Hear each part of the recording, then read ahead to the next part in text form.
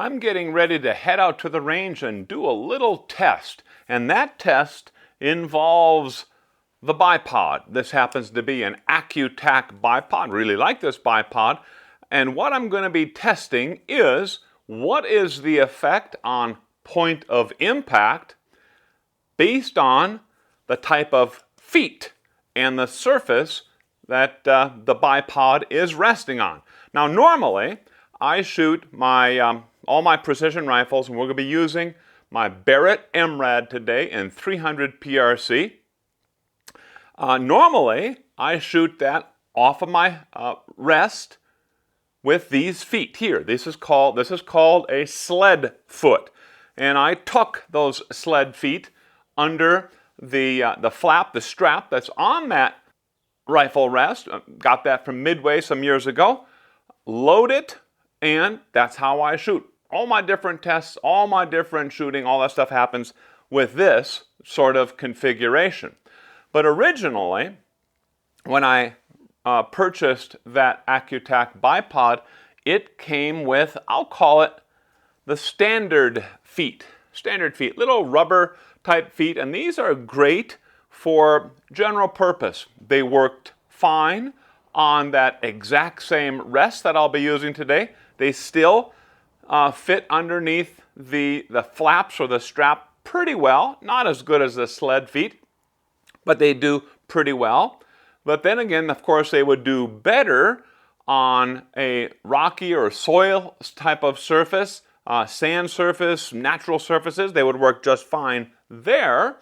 And of course, they also work on concrete or whatever. And in fact, what we're going to be doing is when I reinstall these feet, I'm going to be setting it up, simulating that I'm shooting off of a barricade or shooting off of a windowsill, those kinds of things. So I'm going to be loading it in a little bit different way when I install those feet.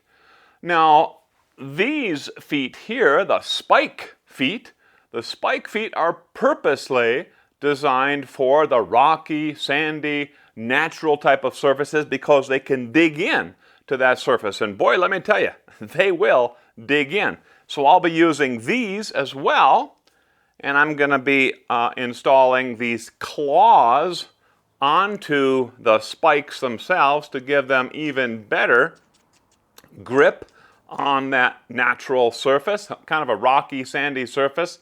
And that's how that test is going to go. I need to load the bipod in all these cases for this test to be correct. In other words, I need to put some pressure on that bipod so those spike feet really dig into the soil, so the sled feet really push into those straps or flaps, and that these rubber standard feet really push in against the simulated barricade, simulated windowsill, whatever you want to call it. What I'm going to be looking for today is change in point of impact. I have not seen anything conclusive that indicates that there's a change in precision when you're using different feet and different surfaces on the bipod, given, here's an important caveat, as long as you are loading that bipod properly and correctly. If not, yeah, it's going to bounce and based on the surface, all this good stuff like this. So then there will be that change in precision. Now I'm going to be shooting factory ammo today, Hornady Match 225 grain ELD bullets, and I've shot those a lot. So what can we expect from that? Well, I have shot previously, and I have good records on this, 10 5-shot groups from 100 and 200 yards, and the average group size is 1.05 MOA. So we should be expecting to see about 1 MOA groups from all of these different configurations. But again, I'm more interested in determining if there's a change in point of impact. So that's our setup. I'm ready to head out to the range. Let's go ahead and shoot those 3 5-shot groups.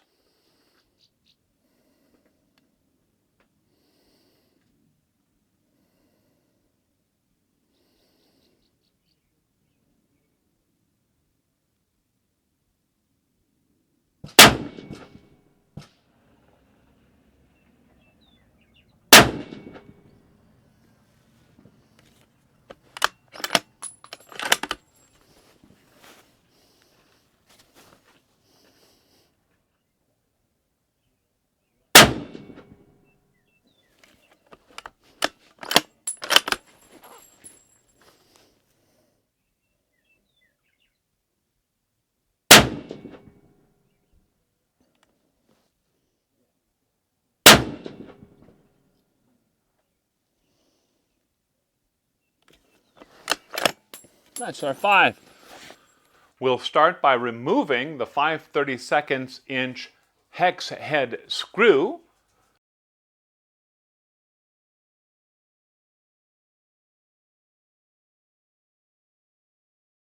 Then remove the existing sled feet. Install the spikes or the standard feet.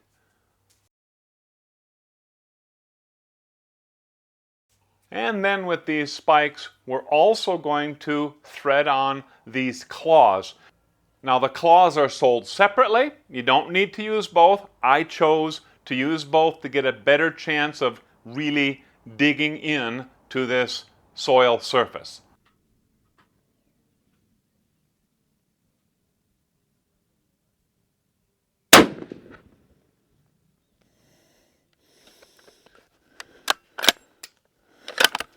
Now I'm a little bit concerned that, well, this lot of ammo does not look like it's too terribly accurate, which is really interesting because some of this Hornady match ammo has been really good in this particular rifle. We're looking at that first group. I'm just eyeballing it. It's about 2.5 MOA. We'll see how this goes. Now, this soil here, the ground here, pretty rocky. I got the spikes in with the claws. The claws, it's not digging in that far. The claws are hitting a little bit. And after that first shot, I did not see them move. They're still loaded up. I'm just hoping that this ammo will allow us to see a point of impact change if it actually exists.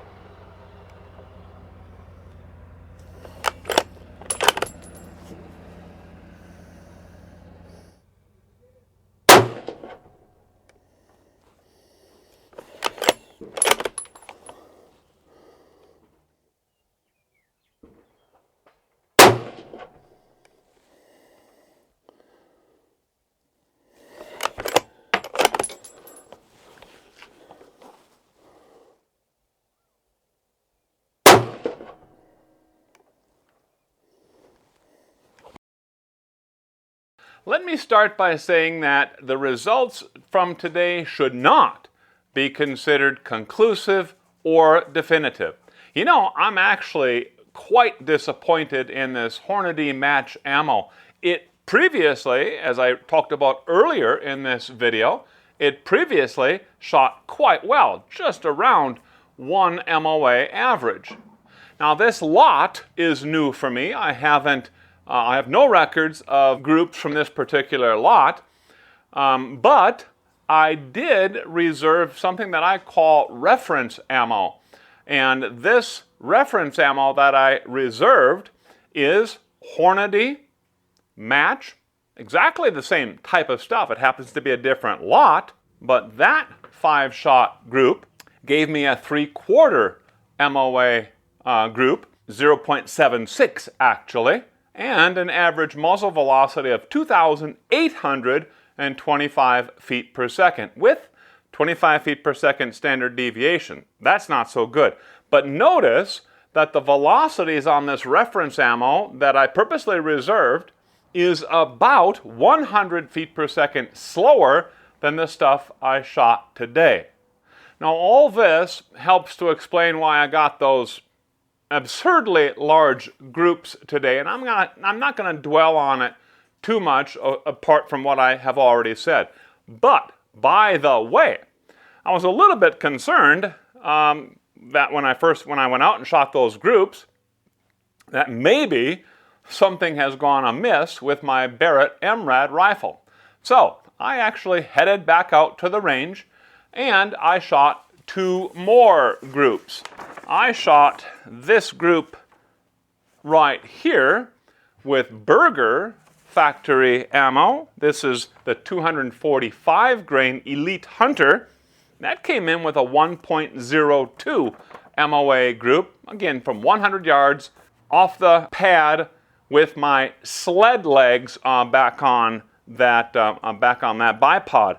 Then I have 5 rounds that I loaded with the Hornady A-tip bullets. These are my best of the best reloads that I have available. Didn't have enough for this whole test, but this came right in from with what this bullet has been shooting for me, 0.86 MOA 5-shot group. So, nothing wrong with the Barrett MRAD rifle, nothing wrong with the other ammo that I shot, but something was wrong with that Hornady factory ammo. I'm going to try to figure out more about it. I'm thinking about contacting Hornady and see what they can tell me about that lot of ammo. Now, as I said, I'm not going to dwell any more on that part, but I did want to discuss it a little bit with you so you understood better what's going on with this entire test and our whole video today. But really, what we need to focus on is the point of impact of these groups. And at first glance, the group that we shot with the sled feet and the group that we shot with the spike feet, generally they look pretty darn similar. That white square in the middle of the reddish-orange square is a 2-inch by 2-inch square. With the sled feet, 4 of those rounds fell inside that, 1 flew quite high. With the spike feet, all 5 were inside that 2 by 2-inch square. Some of those edging a little bit out at about the 3 o'clock and about the 6 o'clock. With the standard feet, not so good again. Only 2 fell inside that 2-inch by 2-inch square. The other 3 were in the reddish-orange border box. But I felt good when I was shooting all of those. I don't feel like, oh, drat, I pulled that one or anything like that. So I didn't call any of those shots, which is all the more concerning for me when I was out there shooting those. And you may have noticed, or may have noticed my note on the video, that standard feet off the simulated barricade, windowsill, whatever, that was not loading quite correctly. There was some bounce going on under the recoil, and that is not good. And we kind of see what happened. That group opened up even worse than what we were seeing with the other 2 groups. And in fact, I don't think this rifle has ever shot that badly with any sort of ammo that I've put through it so far.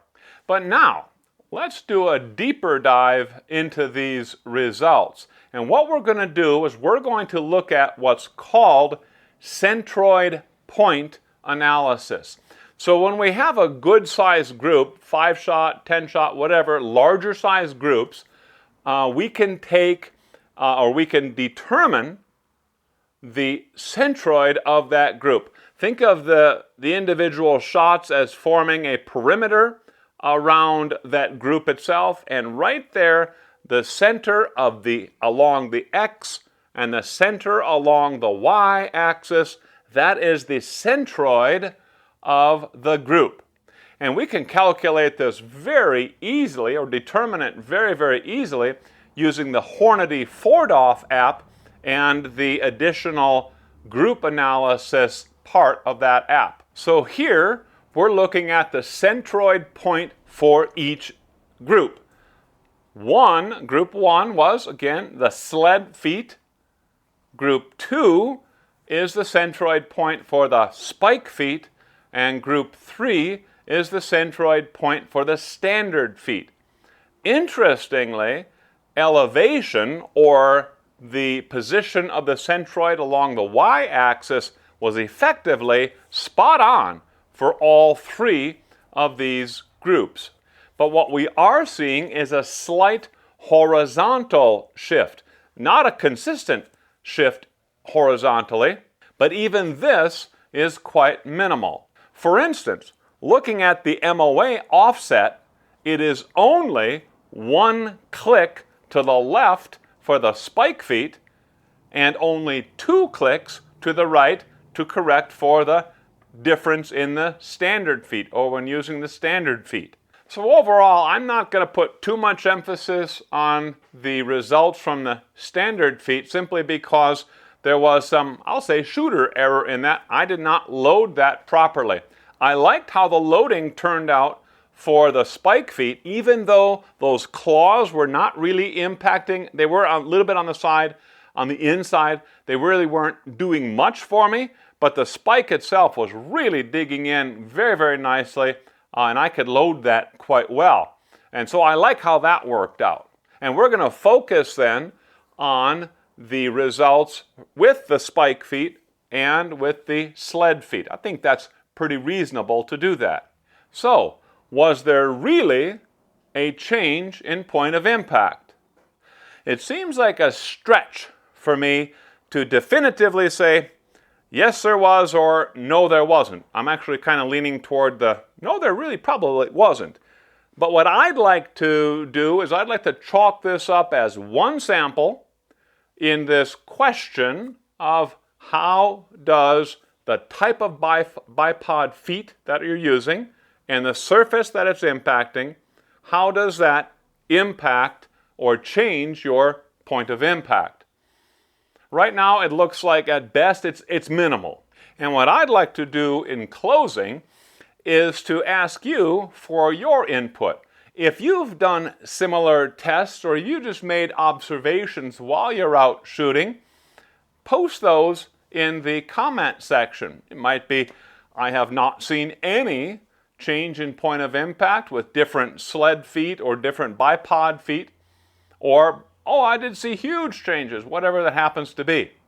I think that the shooting community can benefit from all of these samples and observations that we all might have made over the years. Well, thank you very much for sticking with me to the end, and I hope to see you in our next upcoming video.